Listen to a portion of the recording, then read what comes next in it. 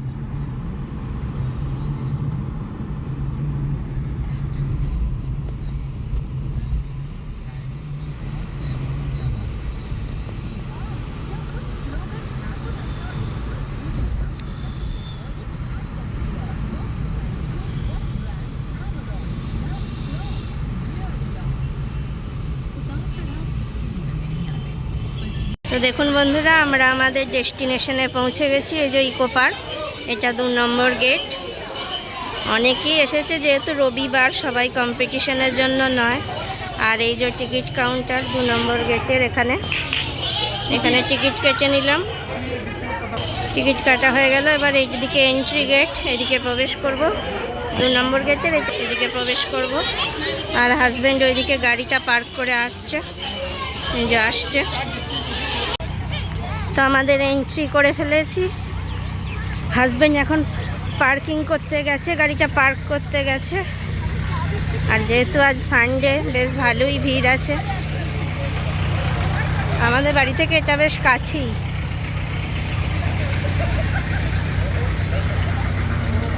এই ক্যাফেটাও ওপেন হয়ে গেছে। সকালের ব্রেকফাস্টে নানান রকম সমস্ত জিনিস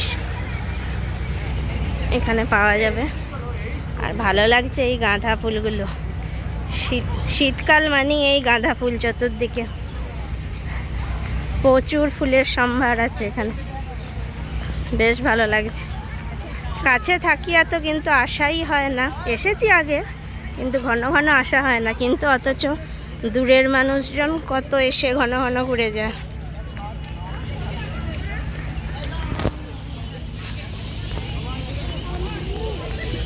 কি সুন্দর মোরগ ফুল, দেখো কত কালারের। বেশিরভাগ এটা লালই দেখা যায়, কিন্তু এখানে বেশ অনেক কালারের আছে।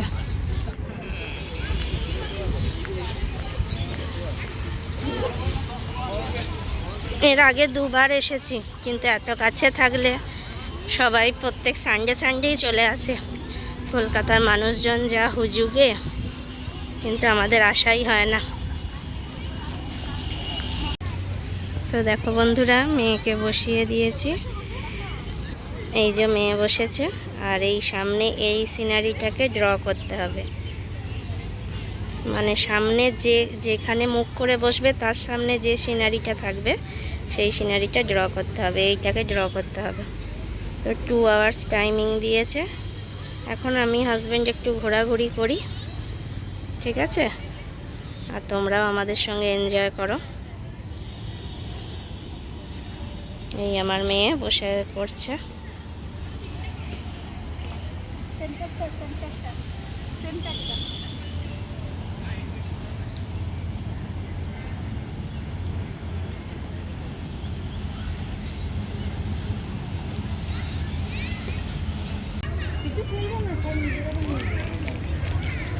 দেখো এখন একটু চিপস কিনে নিয়েছি, চিপস খেয়ে নিচ্ছি।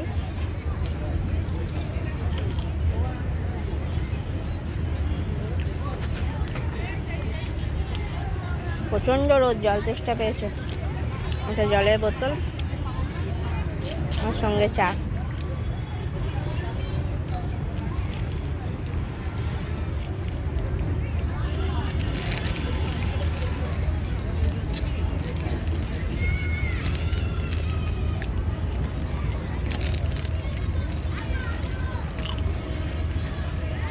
চা ঠান্ডা হলেও রোদের ইয়েতে আরও গরম হয়ে যাবে।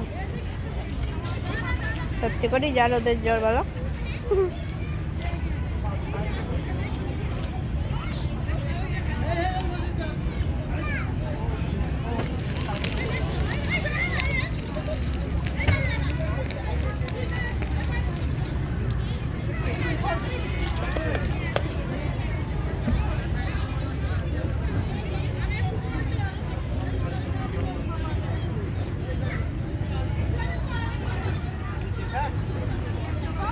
চাটা খুব ভালো বানিয়েছে।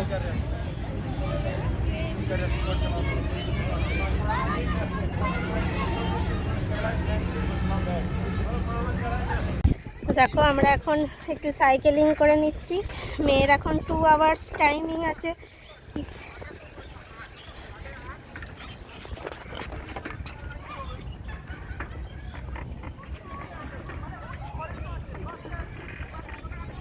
কি করব এখন, ওই জন্য 150 টাকা করে আধ ঘন্টা একটা সাইকেল।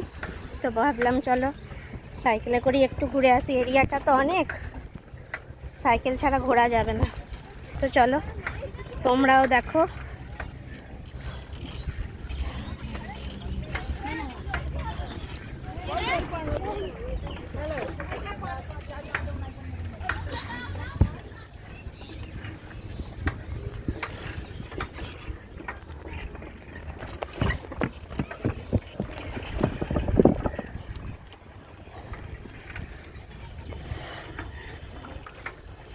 ওখানটা বিশাল স্ট্রাগল হলো, আমিও প্যাডেল না করলে নামাতে পারতে না।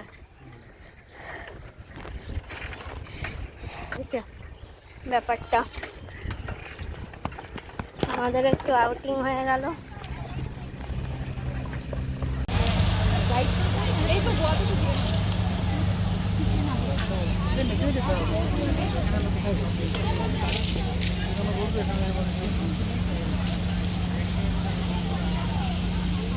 তো দেখো বন্ধুরা, সানডে বলে এখানে অনেকে পিকনিক করতেও চলে এসেছে।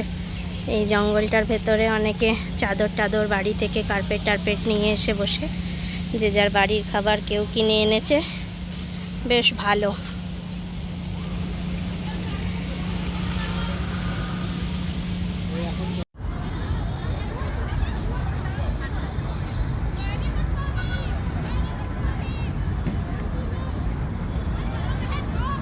তো দেখো বন্ধুরা, মেয়েদের ড্রয়িং ক্লাস শেষ হয়ে গেছে, মোটামুটি ভালোই এঁকেছে। ম্যাম অনেকবার করেই বললো, মানে ওর বয়সের তুলনায় ভালোই এঁকেছে। তো এখানে এখন ফটো সেশন হচ্ছে চিলড্রেন্স আর্ট সেন্টারের পক্ষ থেকে। সবাই দেখো চিলড্রেন্স আর্ট সেন্টারের ড্রেসই পরে নিয়েছে, ড্রেস কোড যেটা আছে ওদের আর কি। এই যে ম্যামেরা সব ফটো তুলছে, এখন ফটো সেশন হচ্ছে। তো তোমরা যারা ইচ্ছুক এই চিলড্রেন্স আর্ট সেন্টারে তোমরা যোগাযোগ করতে পারো, তোমাদের বাচ্চাদের অ্যাডমিট করতে পারো। খুব ভালো আঁকা শেখায় এরা, ঠিক আছে। তো যে দেখতেই পাচ্ছ ফটো সেশন হয়ে যাচ্ছে, এরপরে আমরা বাড়ি চলে যাব। বাড়ি গিয়ে দুপুরের খাওয়া দাওয়া করতে হবে। মেয়েকে স্নান করিয়ে এনেছি, আর আমরা হাজব্যান্ড ওয়াইফ এখনও স্নান করিনি, বাড়ি গিয়ে স্নান করব। তো চলো দেখতে থাকো, বাই বাই। তো দেখো বন্ধুরা, ওদের এখন প্রাইজ ডিস্ট্রিবিউশন হচ্ছে, আর কিছু স্ন্যাক্সের আয়োজন করেছে। স্ন্যাক্সগুলো এখন ওদের হাতে দিয়ে দিয়েছে। ফটো সেশন তো হয়ে গেল, এখনও হচ্ছে ফটো সেশন, আর প্রাইজ ডিস্ট্রিবিউশনও বোধহয় আজই হয়ে যাবে। দেখা যাক কি হয়।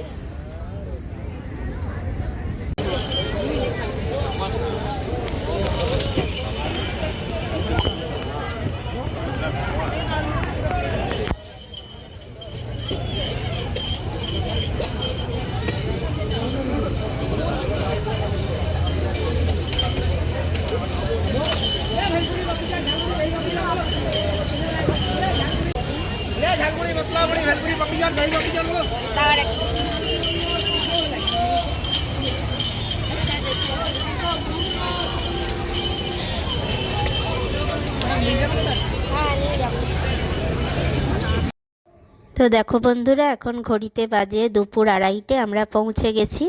আমরা একে একে চান সেরে নিলাম। হাজব্যান্ড প্রথমে চান করে নিল, তারপরে আমি করে এখন এই পুজো দিয়ে নিয়েছি।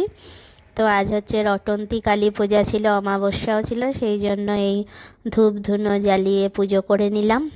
বেশ ভালো লাগছে। বেশ বাইরে কাজটাও সারা হয়ে গেল, পুজো টুজো হয়ে গেল। এবার আমরা খেতে বসবো, লাঞ্চ করে নেব। অন্য দিন সানডেতে চিকেন হয়, আজকে চিকেন হবে না, চিকেনটা রাত্রে বানাবো। এখন ফ্রিজে 2 পিস মাছ ছিল, ওই মাছ ভেজে একটু সয়াবিনের তরকারি আর ওই ডাল সেদ্ধ করে চলে গেছিলাম। ঠিক আছে, তো চলো, ধুনোটাও নিভে গেল, এরপর একটু দিয়ে দেবো এখানে, ধুনো দিয়ে দিই। তো চলো দেখতে থাকো, লাঞ্চটা শেয়ার করব তোমাদের সঙ্গে। তো দেখো বন্ধুরা, মেয়েকে খেতে দিয়ে দিয়েছি। মেয়ের মাছ ভাজা খুব ফেভারিট, গরম গরম 2 পিস মাছ ভাজা। এখানে আছে সোয়াবিন আলুর তরকারি, এখন অল্প করে দিয়েছি, আবার লাগলে দেবো, পরে ঝোলটা আর একটু টেনে নেবে। আর এখানে ডাল সেদ্ধ করেছি, কাঁচা লঙ্কা, সর্ষের তেল, হলুদ, নুন দিয়ে। আর এখানে কাঁচা পেঁয়াজ কেটেছি, এখন ডাল সেদ্ধটা মাখবো। আর মেয়ের অর্ধেকটা ভাত খাওয়া হয়ে গেছে, ও শুকনো ভাত খেতে খুব ভালোবাসে। তো এই মেনুটা কার কার ফেভারিট একটু জানিও, ঠিক আছে, কমেন্ট বক্সে কমেন্ট করে। তো চলো আমরা খাওয়া দাওয়া সেরে নিই। তো দেখো বন্ধুরা, এখন বাজে সন্ধে 7টা। আমি গরম গরম দুধ চা বসিয়ে দিয়েছি। শীতের সন্ধ্যায় বেশ করে আদা দিয়ে বেশ সুন্দর করে দুধ চা বানাচ্ছি। এমনিই আমি সকালে সন্ধে, তোমরা সবাই জানো, আমি লিকার চা খাই, কিন্তু আজকে একটু ইচ্ছা করলো দুধ চা খেতে, তাই দুধ চা বানাচ্ছি। তোমরা কারা কারা দুধ চা খেতে ভালোবাসো বেশ আদা দিয়ে কড়া করে, তারা একটু কমেন্ট বক্সে কমেন্ট করে জানাবে, ঠিক আছে। আমি তো ভীষণ চা লাভার, আমি শুধু কফির থেকে এই চায়ের সঙ্গে কফি মিশিয়ে খেতে খুব ভালো লাগে, যেটাকে চাফি বলে। আজ সেটাই করছি। আর রোজ সন্ধেবেলায় মেয়ে খায়, দুধ কর্নফ্লেক্স খায়, দুধ মুড়ি খায়। আজকে ও বলেছে, মা আমাকে একটু তোমার মতো করে স্পেশাল করে চা বানিয়ে দেবে। তো আজকে 3টে কাপ নিয়ে নিয়েছি। মেয়েকেও ভাবছি আজকে একটু দুধ চা দেবো, আবদার করে বলেছে যখন। তো চলো, আমার চা অলমোস্ট রেডি। বেশ কড়া করে আরেকবার ফুটিয়ে নিই, দিয়ে কফি মিশিয়ে চলো সন্ধ্যে চাটা এনজয় করি ভালো করে। দেখো বন্ধুরা, এখন 8:30 নাগাদ বাজছে। অন্য দিন তো বলিয়েছি আমাদের দিনের বেলায় চিকেন হয় সানডেতে, যেহেতু আজ বাইরে বেরিয়েছিলাম, দিনের বেলা চিকেন হয়নি। তো এখন চিকেনের জোগাড় করে নিয়েছি। এখানে পেঁয়াজ কেটে নিয়েছি, টমেটো কেটে নিয়েছি, রসুন কেটে নিয়েছি, ধনে পাতাগুলো গোটা অবস্থায় ধুয়ে নিয়েছি, কুচিয়ে কাটবো না, তাহলে এর গুণাগুণটা নষ্ট হয়ে যাবে। আর মিক্সি জারে এখানে আদা আছে, পেঁয়াজ আছে, কাঁচা লঙ্কা আছে, আর এই কিছুটা টমেটো দিয়ে একবারে এটাকে পেস্ট করব।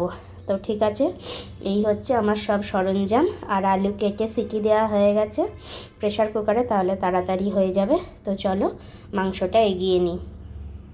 তো বন্ধুরা, কড়াই বসিয়ে দিয়েছি। পেঁয়াজ, টমেটো, গোটা গরম মশলা, রসুন সমস্ত কিছু ভালো করে অল্প তেলের মধ্যে একটু চিনি দিয়ে এখন ফ্রাই করে নিচ্ছি। আর এখানে বাটা মশলা আছে মিক্সিতে, এটা দেবো, এরপরে অ্যাড করব। তো এখন মাংসটা ফ্রিজ থেকে বার করে রাখলাম। দিনের বেলায় হাজব্যান্ড মাংসটা এনে দিয়েছিল, ম্যারিনেট করে নর্মাল ফ্রিজে রেখে দিয়েছিলাম, যেহেতু ঠান্ডা তো এখন নর্মাল ফ্রিজে রেখে দিয়েছিলাম। ম্যারিনেশনটা অনেকক্ষণ হয়ে আছে। তো এরপরে বাটা মশলাটা অ্যাড করব। তো দেখো বন্ধুরা, মাংস এখন কষানো চলছে। বেশ ভালোভাবেই মজে গেছে মাংসটা, অনেকক্ষণ ম্যারিনেট করা ছিল তো দিনের বেলা থেকে, ভালোভাবে মজে গেছে। কালারটাও ভালো এসেছে। আমি তো কোনো ফুড কালার ইউজ করি না, কাশ্মীরি লঙ্কা গুঁড়োও দিই না, শুধু কাঁচা লঙ্কায় করছি, শুকনো লঙ্কা অবধি দিইনি। কালারটা খুবই, সেই তুলনায় খুবই ভালো এসেছে, ক্যামেরাতে অতটা বোঝা যাচ্ছে না, খুবই ভালো এসেছে। তো এরপরে আলুগুলো অ্যাড করব, আলুগুলো অ্যাড করে ভালো করে কষাবো, তারপরে উষ্ণ গরম জল ঢেলে দেবো। তো দেখো বন্ধুরা, আলুগুলো দিয়ে দিলাম। আলুগুলো দিয়েও বেশ ভালোভাবে কষিয়ে নিচ্ছি ব্যাপারটা। মাংসটাকে ভালোভাবে যত কষাবে তত টেস্ট হবে। অনেকে কষায় কম, যত ধৈর্য ধরে কষাতে পারবে তত টেস্ট হবে। তবে খুব বেশি গলিয়ে দিলেও ভালো লাগবে না, ঠিকঠাক সেদ্ধটাও যাতে হয়, অথচ যাতে পুরো গলে পাক না হয়ে যায়, এই ব্যাপারটাকে লক্ষ্য রাখতে হবে। আর এখানে প্রেসার কুকারে আমি একটু গরম জল বসিয়ে দিয়েছি এর মধ্যে অ্যাড করব বলে।